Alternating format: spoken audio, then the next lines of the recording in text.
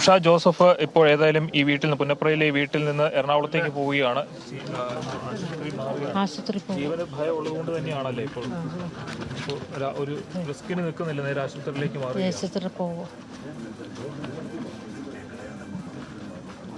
ഇപ്പോൾ എന്താണ് ബന്ധുക്കളൊക്കെ പറയുന്നത്, എന്താണ് നിയമ നടപടികളുമായി? എനിക്ക് വണ്ടാനത്ത് ഓപ്പറേഷൻ ചെയ്യാൻ എനിക്ക് താല്പര്യമില്ല.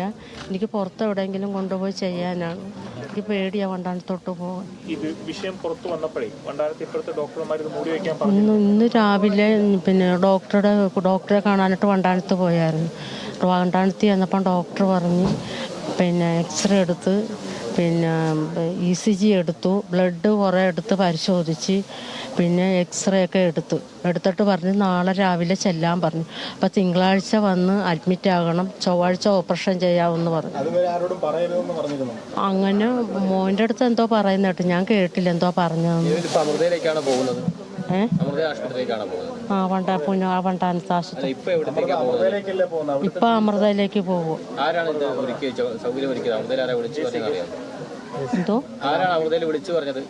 അത് എനിക്ക് ആരാന്ന് അറിയത്തില്ലല്ലോ സാർ. സണ്ണിച്ച് AC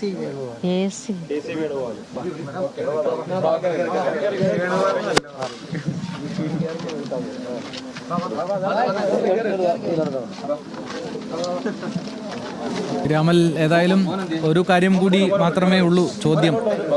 തെരഞ്ഞെടുപ്പ് കാലമായതുകൊണ്ട് വളരെ സഡനായ ഇടപെടലുകൾ പാർട്ടി പ്രവർത്തകരുടെ ഭാഗത്തു നിന്നുണ്ടാകുന്നു. പ്രത്യേകിച്ച് ഇപ്പോൾ കോൺഗ്രസ്സാണ് പ്രതിപക്ഷത്ത്. KC വേണുഗോപാൽ അടിയന്തരമായി ഇടപെടുന്നു. ആ ഉഷ എന്ന പാവപ്പെട്ട സ്ത്രീക്ക് ആളെപ്പോലും അറിയില്ല എന്ന് തോന്നുന്നു, പേര് ഐഡന്റിഫൈ ചെയ്യാൻ പോലും കഴിയുന്നില്ല. നമുക്കറിയേണ്ട വിഷയം അതല്ല. നാളെ സ്വാഭാവികമായും ഒരു കനത്ത പ്രതിഷേധ പരിപാടികളായിരിക്കും വണ്ടാനം മെഡിക്കൽ കോളേജിലേക്ക് നടക്കാൻ പോവുക.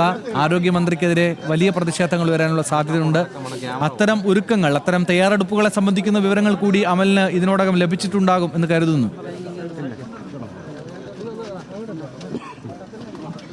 ആനന്ദ്, കോൺഗ്രസിന്റെ നേതൃത്വത്തിൽ ശക്തമായിട്ടുള്ള പ്രതിഷേധത്തിനാണ് നാളെ രാവിലെ മുതൽ വണ്ടാനം മെഡിക്കൽ കോളേജിന് ഒരുങ്ങിയിരിക്കുന്നത്. പ്രത്യേകിച്ചും പ്രാദേശികമായിട്ടുള്ള നേതാക്കന്മാരടക്കം, ജില്ലാ പഞ്ചായത്ത് അംഗങ്ങളടക്കം ഇവിടെ എത്തിയിട്ടുണ്ട്.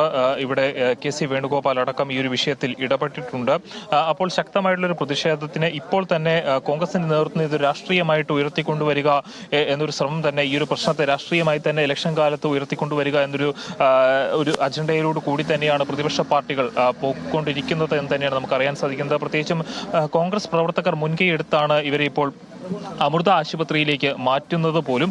അപ്പോൾ അത്തരത്തിലുള്ള രാഷ്ട്രീയമായിട്ടുള്ള ചുവടുവയ്പ്പുകൾ ഇവിടെ നടന്നുകൊണ്ടിരിക്കുകയാണ്. അപ്പോഴും ഈ ഒരു സ്ത്രീക്ക്, അതായത് 5 വർഷക്കാലവും ഈ ഒരു കത്രികയുടെ വേദന സഹിച്ച് തൊഴിലുറപ്പ് പണിക്ക് പോയിരുന്ന ഉഷ ജോസഫിന് അർഹമായുള്ള നഷ്ടപരിഹാരം ലഭിക്കുന്ന കാര്യത്തിൽ കൂടി ഊർജിതമായിട്ടുള്ള ഈ ഒരു നടപടി ഉണ്ടാകണമെന്ന് തന്നെയാണ് ഇപ്പോൾ പറയാനുള്ളത്. ഏതായാലും ഇപ്പോൾ ജനപ്രതിനിധികളടക്കം ഇവിടെ നിന്ന് പോയിക്കൊണ്ടിരിക്കുകയാണ്.